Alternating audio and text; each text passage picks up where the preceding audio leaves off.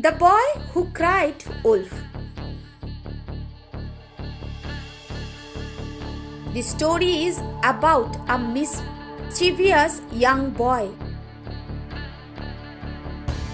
who enjoys playing pranks on others and lying about everything. One day, while the boy and his father were walking in the woods, the boy pranked his father several times by saying that a wolf was following them.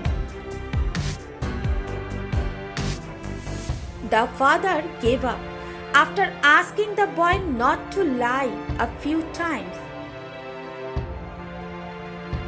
On one fateful day, the boy was followed by a wolf, for real this time. But his father did not believe the boy, as he was always lying to his father. The wolf attacked the boy and ate him this time, only for the father to realize later what had happened.